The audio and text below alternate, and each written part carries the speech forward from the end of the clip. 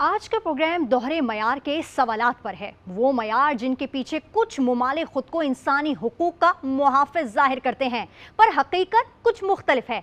सबसे पहले भारत की बात करते हैं, जहां हाल ही में निपा वायरस ने तशवीश बढ़ा दी है। ये बीमारी ऐसे वक्त में सामने आई है जब फरवरी में भारत में T20 वर्ल्ड कप होने वाला है।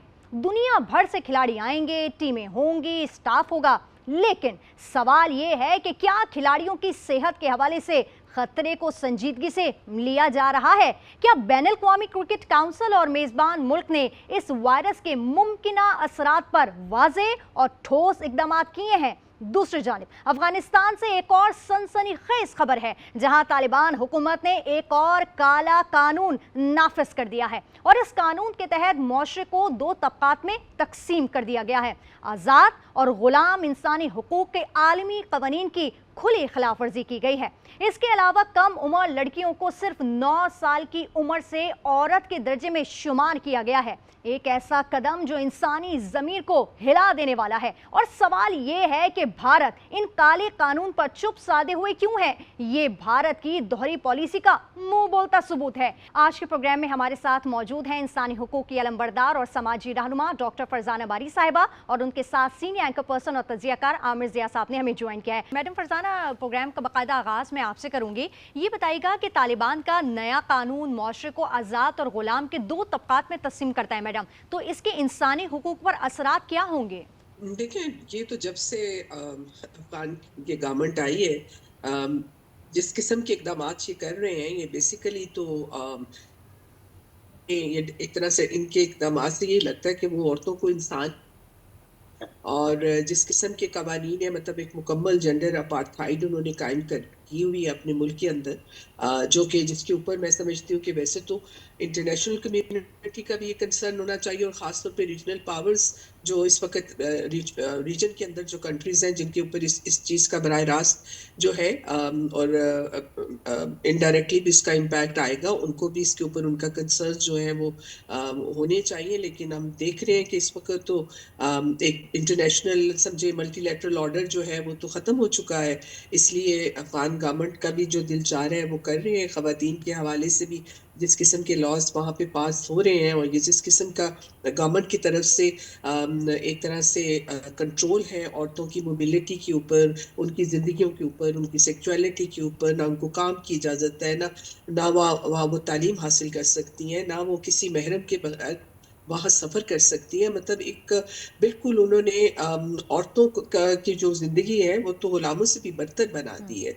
तो ये मैं समझती हूँ कि बहुत ख़तरनाक जो गवर्नमेंट पॉलिसीज़ हैं अफ़गानिस्तान की, जिसका पूरे खित्ते के ऊपर एक बहुत मनफ़ी असरात मुरतब होंगे।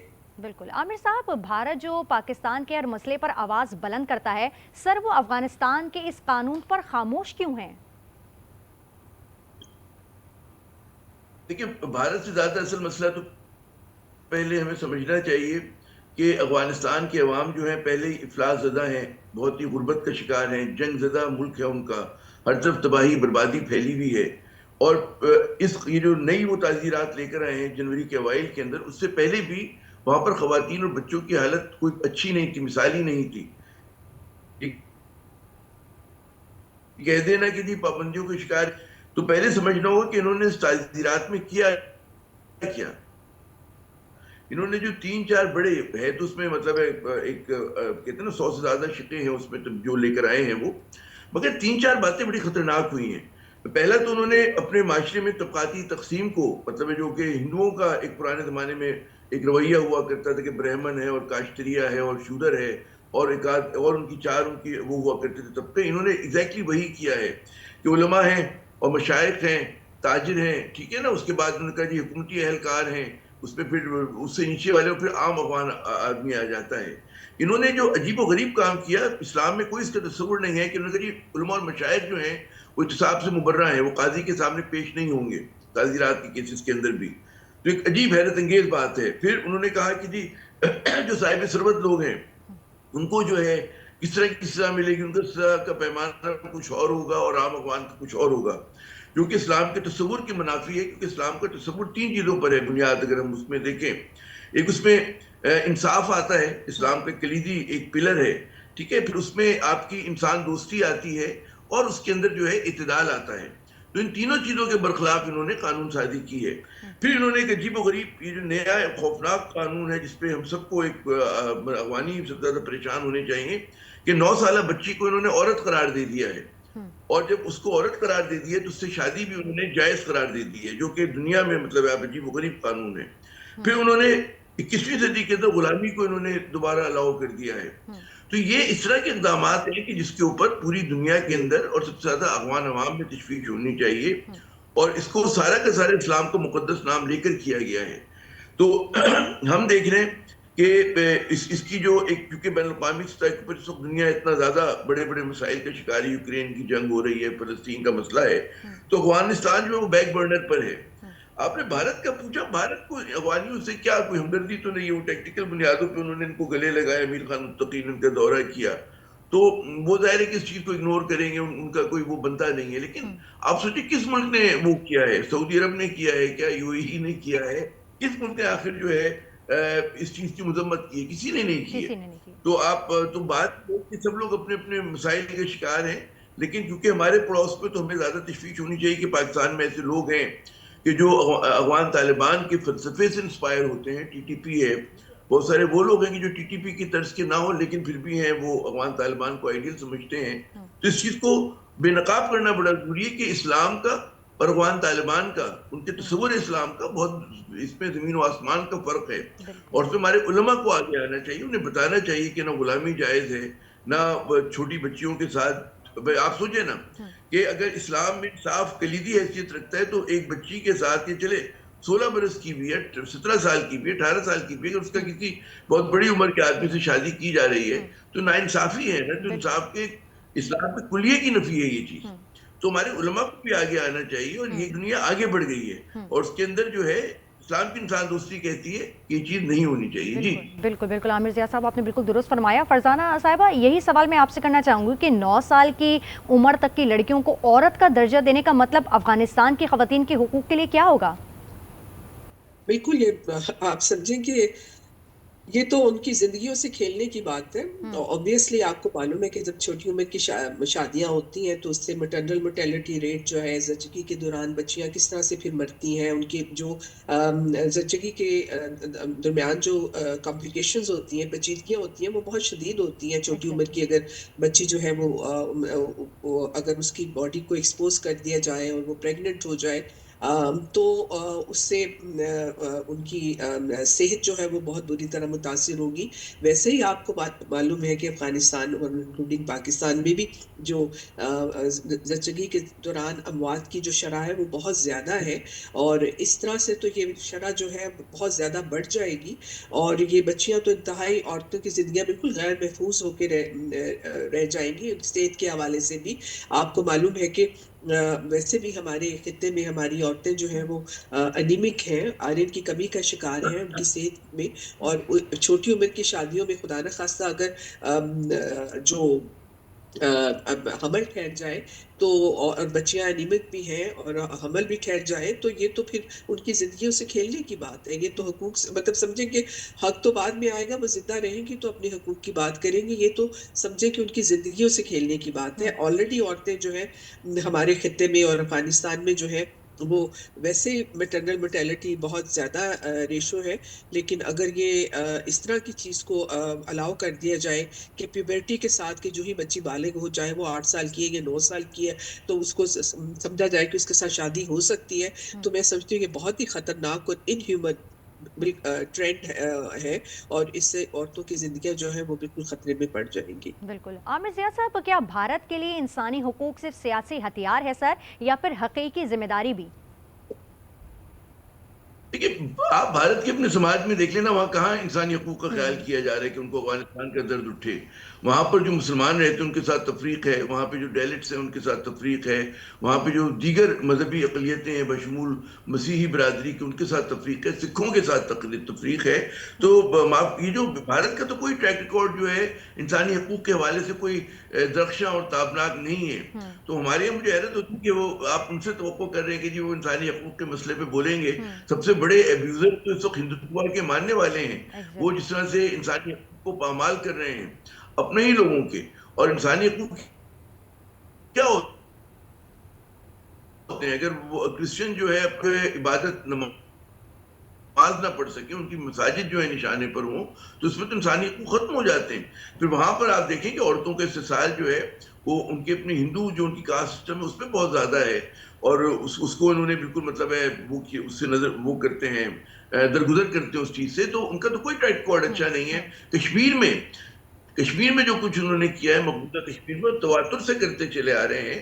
پھر اسی طرح جو ان کی اور جہاں جہاں پہ علیحدگی کی تحریکیں ہیں، درجن بھر سے زیادہ ان کے مقامات پہ لوگ جو ہے نکلنا چاہ رہے ہیں بھارت کے ساتھ سے، وہاں پر انہوں نے ایک سخت قسم کا جابرانہ اوپریسو جو ہے نظام قائم کیا ہوا ہے، اور جس پہ آپ کو انسانی حقوقوں سے دور دور تک تعلق نہیں. جی بالکل عامر ضیاء صاحب، لیکن آپ اکثر و بیشتر یہ پروگرام میں ذکر کرتے آئے ہیں کہ افغانستان سے ہمارے کافی برادرانہ تعلق ہیں، کلچر ویلیوز ہیں، ایک دوسرے کو ہم اون کرتے ہیں، وہاں کے لوگ یہاں پر مقیم ہیں، ہمارے لوگ وہاں پر بھی مقیم ہیں، اور آپس میں خاندانوں میں شادیاں بھی ہوئی ہیں. لیکن اس قانون کو لے کر آپ کیا کامنٹ دیں گے پھر؟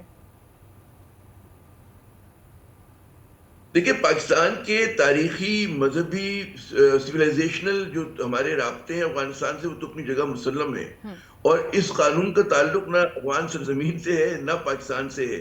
کہ پاکستان میں جو پشتون رہتے ہیں، مطلب ہمیں پتہ ہونا چاہیے کہ وہی قبیلے، بہت سارے قبیلے جو ہیں وہ تقسیم ہوئے ہیں، وہ پاکستان میں بھی ہیں، وہ افغانستان میں بھی ہیں. تو اگر وہاں پہ کوئی جابرانہ وہ قانون لے کر آتے ہیں تو ایک اقلیت تو اس کو اپریشیٹ کر سکتی ہے، اور لیکن کوئی عام جو پشتون ہے، عام وہ ہے، وہ لوگ تو نہیں کریں گے. تو وہ ہمارے تعلقات اپنی جگہ بالکل آپ کو فرما رہی ہے کہ ہمارے یہاں جو ہے ایک ہی قبیلے کے ایک ہی خاندان کے آدھے لوگ ادھر ہیں آدھے لوگ ادھر ہیں، وہ ایک حقیقت ہے، اور اس کو تو ہم وہ نہیں کر سکتے نظر انداز.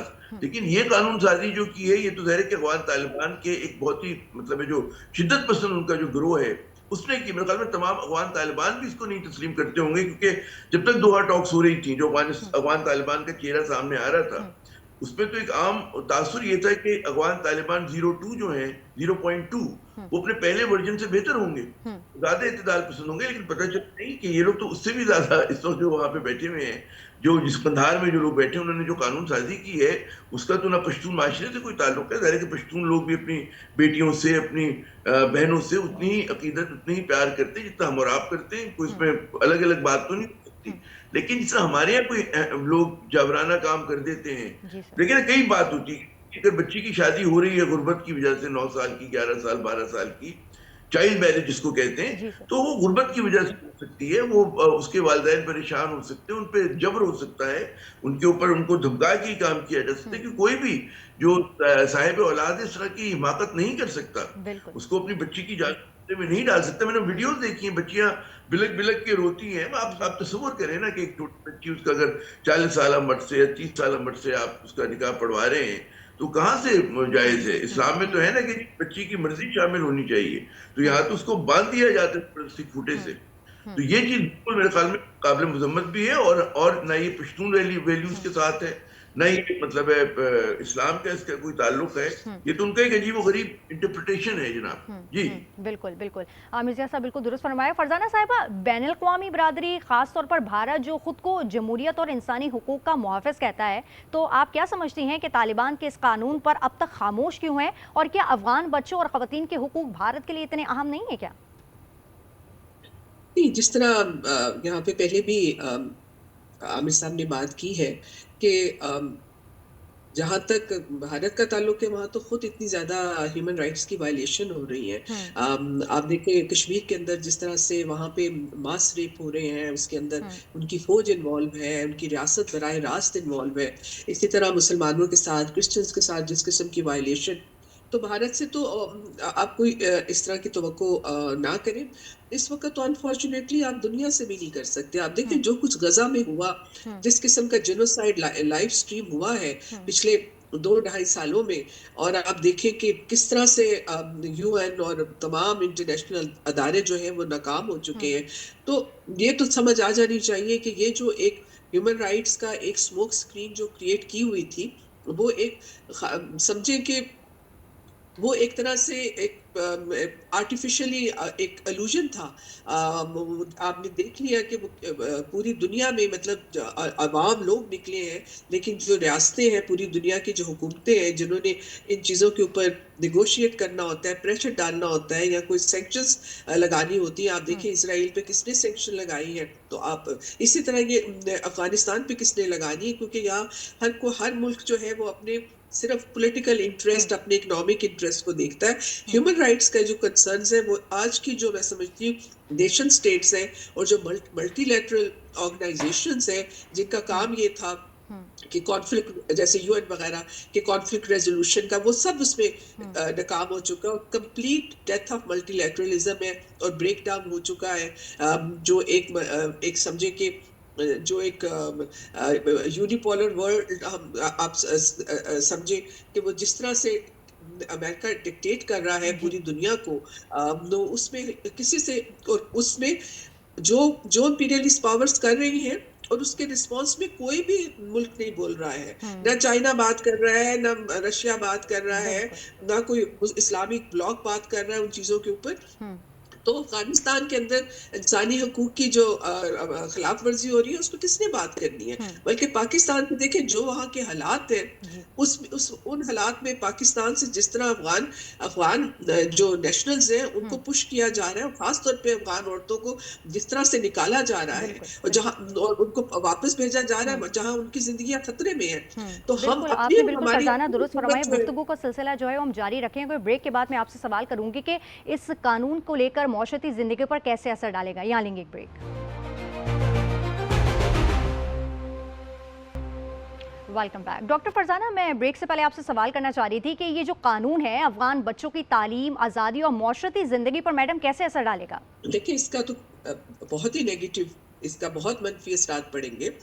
آپ خود سوچیں کہ اگر خواتین کو تو بیونڈ مطلب 5ویں کلاس کے بعد وہ پڑھنے کی اجازت ہی نہیں دے رہے. اسی طرح یہ ہے کہ عورتوں کو بالکل آپ مردوں کا محتاج اس طرح سے کر رہے ہیں کہ اکنامیکلی عورتیں جو ہیں وہ کسی بھی شعبے میں ان کو آپ کہہ رہے ہیں کہ وہ کام نہیں کریں گی اور ان کو اس کی اجازت نہیں ہوگی. تو آپ خود سوچیں کہ اس معاشرے کا کیا حال ہوگا. ایک طرف تو آپ عورتوں کو چاہتے نہیں ہیں کہ وہ جا کے کسی میل ڈاکٹر کو دکھائیں، دوسری طرف آپ عورتوں کی ایجوکیشن کے اوپر پابندیاں لگا رہے ہیں. کل کو نہ کسی اگر کوئی فیمیل ڈاکٹرز ہی نہیں ہوں گی تو ان عورتوں کا کیا ہوگا جن کو میڈیکل اسسٹنس کی ضرورت ہوگی. اسی طرح آپ دیکھیں کہ عورتوں کو آپ ایک بچوں کی طرح مطلب ٹریٹ کر رہے ہیں کہ مطلب ایک عورت جو ہے وہ بغیر کسی محرم کے سفر نہیں کر سکتی، گھر سے باہر نہیں نکل سکتی، اکیلی کہیں نہیں جا سکتی ہے. تو یہ تو آپ مطلب پورے معاشرے کو جو ہے وہ آپ بالکل سمجھیں کہ وہ آپ ڈارک ایجز کے اندر وہ گھسیٹ کے لے جا رہے ہیں، اور وہ بھی اسلام کے نام پہ. میں سمجھتی ہوں اس سے بڑی بدنامی جو ہے ہماری مذہب کی کوئی نہیں ہو سکتی ہے کہ جو ایک بہت ہی ایک سمجھے کہ پیٹریارکل میزوجنسٹ عورت دشمن جو انٹرپریٹیشن آف مذہب ہے، اسلام ہے، جس کی بہت ایک پیٹریارکل انٹرپریٹیشن کر کے یہ، اور وہ بھی بالکل ایک جاہلانہ قسم کی سوچ کے ساتھ جو ہے افغان گورنمنٹ جس قسم کے لاز لے کر آ رہی ہے اور جس قسم کی پابندیاں جو most vulnerable section of society ہے جو کہ وہاں پہ افغان عورتیں ہیں اور وہاں کی مذہبی اقلیتیں ہیں، ان کی زندگیاں تو بالکل اجیرن ہو کے رہ جائیں گی. اور میں سمجھتی ہوں کہ اس کا اثر نہ صرف افغانستان کے رہنے والے عوام پہ ہوگا بلکہ پورے خطے کے اوپر اس کے بہت منفی اثرات ہوں گے. پورے خطے پر منفی اثرات ہوں گے. عامر ضیاء صاحب، طالبان کی یہ پالیسی مستقبل میں آپ کیا سمجھتے ہیں کہ خواتین کے کام، تعلیم اور معاشرتی شمولیت کے لیے سر خطرہ بن سکتی ہے؟ دیکھیں خطرہ تو کیا، وہاں تو نہ تعلیم کی سہولت ہے، نہ وہاں پر روزگار وہ لوگ اپنا کوئی کام دھندہ کر سکتی. خواتین جو ہیں وہ تو انہوں نے آتے ہی بین کر دیا تھا، جس پہ بین الاقوامی برادری نے تھوڑا بہت شور بھی مچایا تھا. اب جو ہے وہ تو ایک اور اگلی سٹیج پہ چلے گئے. جیسے میں نے بچی کے قانون کی بات کی، انہوں نے پھر یہ بھی کہا ہے کہ عورت جو ہے اس کا ذمہ دار مرد ہے. یہ ان کے قانون میں نئی تعزیرات پہ واضح لکھا گیا. اور کیونکہ جو کہتے ہیں ذمہ دار ہے، تو اگر عورت اس کی مرضی کے مطابق کام نہیں کرتی، اس کا حکم عدولی کرتی ہے، تو پھر اس پہ تشدد جائز ہے. تو اب وہ تو ایک الگ اسٹیج پہ کسی اور دنیا میں رہ رہے ہیں وہ لوگ، تو پتہ نہیں کہاں رہ رہے ہیں. تو یہ جو کچھ ان کے ساتھ ہو رہا ہے وہاں کے خواتین کے ساتھ، وہاں کے بچوں کے ساتھ. دیکھیے جنگ میں جب بھی سول وار ہوتی ہے، جنگ ہوتی ہے، اس کے سب سے بڑے جو وکٹمز ہوتے ہیں متاثرین ہوتے ہیں، جہاں مرد بھی ہوتے ہیں جو مرتے ہیں یا زخمی ہوتے ہیں، لیکن سب سے زیادہ خواتین اور بچے ہوتے ہیں، اور ان کا استحصال جو ہے وہ بڑھ جاتا ہے. اگر عورت بیوہ ہو جائے تو وہ ورنیبل ہو جاتی ہے، اگر بچی یتیم ہو جائے تو ورنیبل ہو جاتی ہے، اگر بھوک و افلاس ہو تو پھر والدین جو ہے مجبور ہوتے ہیں وہ کام کرنے کے لیے جو ہم تصور نہیں کر سکتے. میں نے افغانستان، مجھے یاد ہے جب پہلے ان کا دور حکومت تھا افغان طالبان کا، میرا باہر جانے کا وہاں پہ اتفاق ہوا، اور جو وہاں پہ افلاس کا اور غربت کی جیسے پریشانی آپ کو نظر آتی تھی، اس وقت اتنا جابرانہ پن نہیں تھا جو آج کے طالبان میں ہے ملا عمر کے دور کے اندر. ٹھیک ہے کہ وہاں پہ محفوظ طریقے سے آپ ٹریول کر سکتے تھے، جلال آباد سے کابل آپ بغیر اسکورٹ کے جا سکتے تھے، وہ بالکل الگ بات ہے. لیکن جو غربت تھی اس کی وجہ سے میں نے دیکھا کہ بچے جس طرح سے، وہ خیر ہمارے یہاں بھی ہوتا ہے، لیکن جنگ جب ہو رہی ہوتی ہے، پابندیاں جب ہوتی تو یہ کہیں زیادہ مینی فولڈ بڑھ جاتی ہے چیز. تو وہ سب سے زیادہ پھر جو ہمارے وہ طبقے ہوتے ہیں وہ مشکل میں ہوتے ہیں، اور وہ ہمیں نظر آ رہا ہے. اصل میں یہ ایک انسانی مسئلہ ہے، اس کے اندر کوئی اس بات نہیں کرنی چاہیے، مطلب ہے کہ مدد کرنی چاہیے افغان لوگوں کی، جو اپنے آپ کو جو ہے مکمل 21ویں صدی میں داخل ہو سکیں، اور جو اسلام کی درخشاں روایتیں ہیں اس پر عمل درآمد ہو رہا ہے. اب مجھے بتائیے نا، سعودی عرب، ترکی، قطر، یا 3 اگر آپ ممالک کی مثال لیں، اور بھی ہوں گے، ایران بھی ہے، کہ اس میں بچی کی شادی کی منیمم عمر 18 برس ہے. بالکل سر. ہمارے یہاں جب قانون سازی ہوئی ہے تو ہمارے مولانا حضرات کہتے کہ نہیں ہے، اور ہم رواج ایسا زیرک سیاستدان کہتے کہ میں لیکن عامر ضیاء صاحب، ہم یہ بھی دیکھتے ہیں کہ پاکستان کی کچھ سیاسی جماعتیں ہیں جنہوں نے اس قانون کو حق میں ثابت کیا ہے کہ جو قانون ہے یہ بالکل درست ہے اور ایسا قانون ہونے چاہیے. تو سر اس پر آپ کیا کامنٹ دیں گے؟ وہ انہوں نے جو ہماری مین اسٹریم پولیٹیکل پارٹیز ہیں جیسے پیپلز پارٹی، نون لیگ، انہوں نے کیا ہوگا نا. لیکن جو اصل مسئلہ ہے کہ ہمارے یہاں جو دینی طبقہ ہے اس میں بھی میں نہیں کہہ رہا کہ سب کے سب جو ہیں اس کی مخالفت کرتے ہیں، لیکن بعض لوگ جو کرتے ہیں مخالفت اس طرح کے قوانین کی، تو اس کی وجہ سے معاشرے کے اندر ایک پریشانی کی سبب بنتی ہے. حالانکہ بھی حکومت نے قانون سازی کی ہے، یہ اسلام نہیں کہتا کہیں بھی کہ جی بچی کی شادی کی کوئی خاص عمر ہوگی. وہ مطلب ہے ایک ہوتا ہے کہ ملک جو ہے کوئی قانون سازی کر دیتا ہے تو خلاف اسلام اور خلاف قانون تو نہیں ہو گئی نا، مطلب اسلام کی اسپرٹ کے اگینسٹ تو نہیں ہو گئی. تو ٹھیک ہے، ماضی میں ہمیں پتہ ہے کہ جی ہماری اپنی دھرتی پہ ایسی مثالیں ہیں ہمارے سامنے کہ چائلڈ میرجز ہوتی ہیں، بڑے خاندانوں میں ہوتی ہیں. یہ ضروری تو نہیں جو کام 100 سال پہلے ہوتا وہ بھی دوبارہ اس دور میں بھی ہو رہا ہو. تو اب تو ذرا سی چیز نہیں ہے نا. ٹھیک ہے، ٹھیک ہے. اور ڈاکٹر فرزانہ صاحب، آپ کچھ کہنا چاہ رہی تھیں؟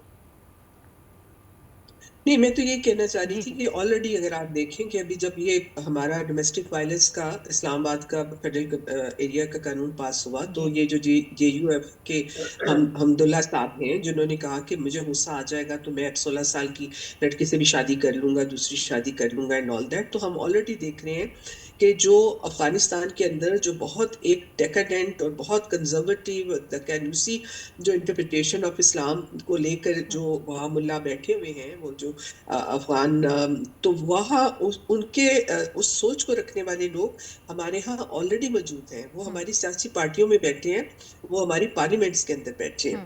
تو اگر اس لیے ہمارے لیے یہ اور بھی جو میں بار بار کہہ رہی ہوں کہ اس کا ان پالیسیوں کا جو اثرات ہیں، اگر اس کو پوری انٹرنیشنل کمیونٹی اس کو کنڈیم نہیں کرے گی اور اس کے اوپر کوئی ایکشنز نہیں لیا جائے گا، افغان گورنمنٹ کے اوپر کوئی سینکشنز نہیں لگیں گی، تو ظاہر ہے کہ پھر اس کے اثرات جو ہیں وہ ہمارے ہاں بھی ہوں گے. کیونکہ ہمارے ہاں یہ مائنڈ سیٹ چاہے مینورٹی میں ہے، اکثریت میں نہیں ہے، لیکن یہ موجود ہے.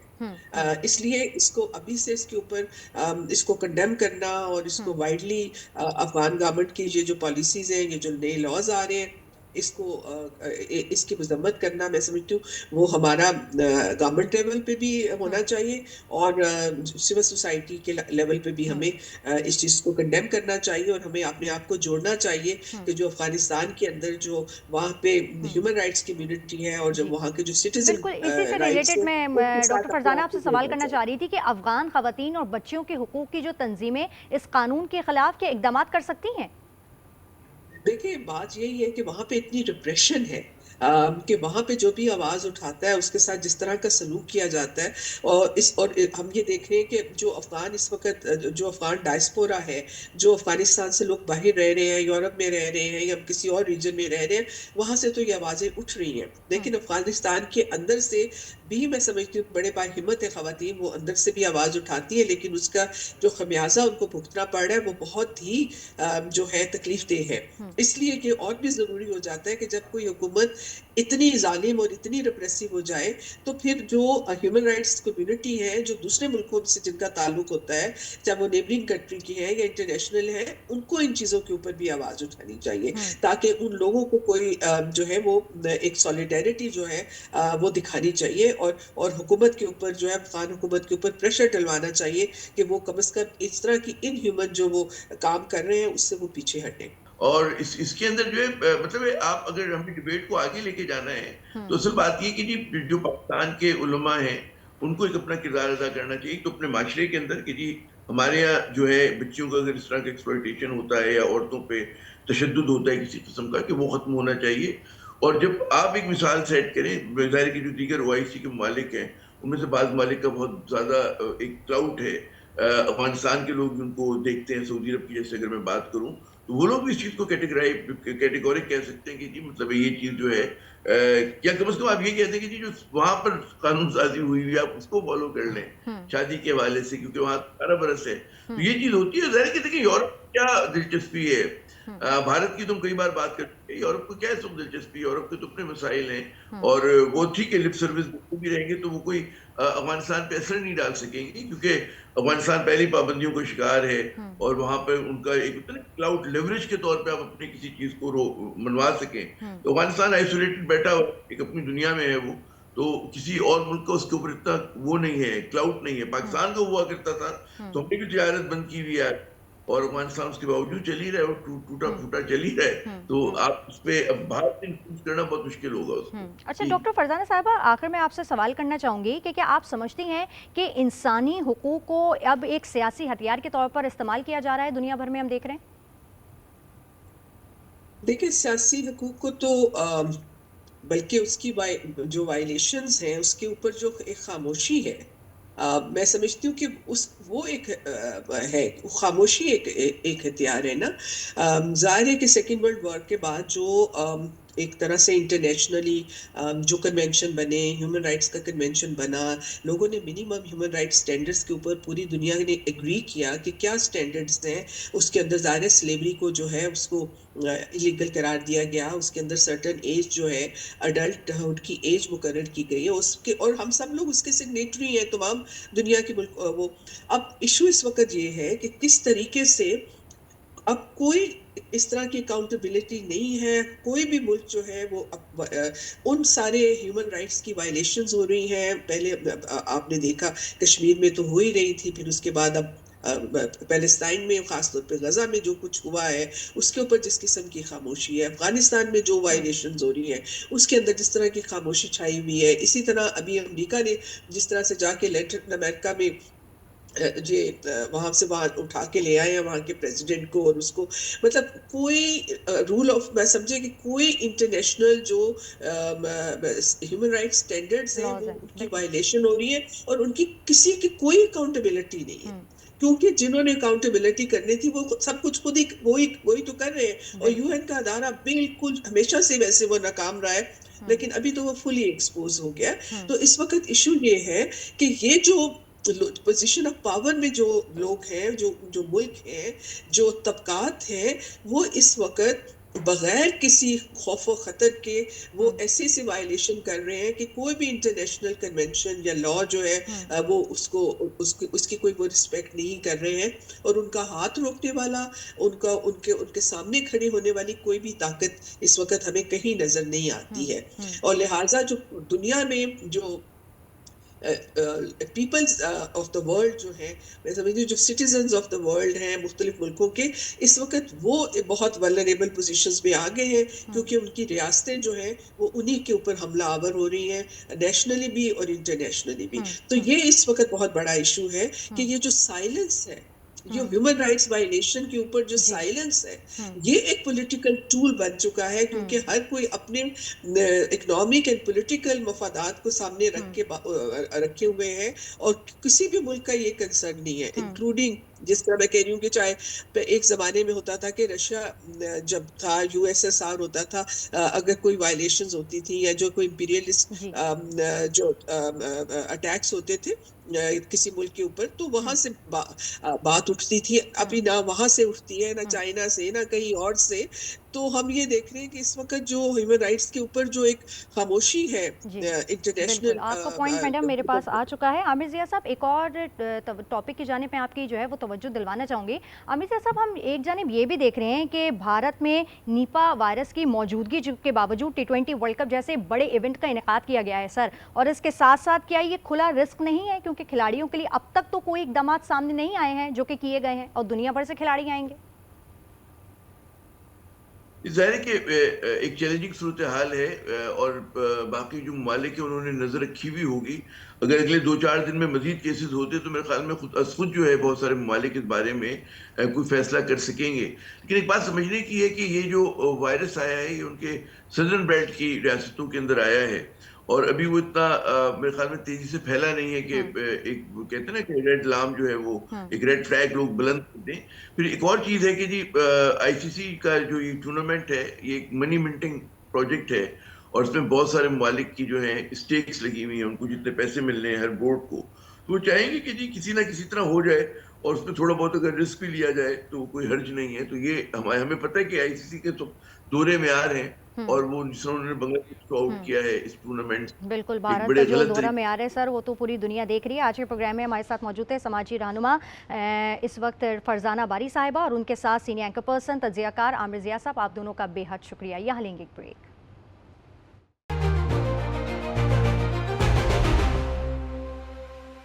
Welcome back. ناظرین، آج ہم نے دیکھا کہ عالمی کھیل، صحت اور انسانی حقوق کے معاملات کس طرح آپس میں جڑ گئے ہیں. بھارت میں نیپا وائرس کے خطرات نہ صرف کھلاڑیوں بلکہ عالمی کرکٹ کی ساکھ کے لیے بھی ایک امتحان ہے، جبکہ افغانستان میں کالا قانون انسانی ضمیر کو ہلا دینے والا اقدام ہے. خاص طور پر کم عمر لڑکیوں کے حوالے سے یہ سوال سب کے ذہنوں میں ہے کہ عالمی برادری کب تک صرف دیکھتی رہے گی، اور وہ ملک جو انسانی حقوق کی باتوں کا سب سے بڑا علمبردار رہا کب تک خاموش رہے گا. ہمارا آج کا پیغام واضح ہے: حقائق کو چھپایا نہیں جا سکتا، اور انسانی حقوق کی حفاظت کے مسائل کو نظر انداز کرنا کسی بھی معاشرے کے لیے دیر پا نقصان دہ ثابت ہو سکتا ہے. آج ہم نے صرف سوال اٹھائے ہیں، کل کے فیصلے اور عالمی رد عمل ان کے جواب ہوں گے. اپنی میزبان مصباح لغاری کو دیجیے اجازت. اللہ نگہبان.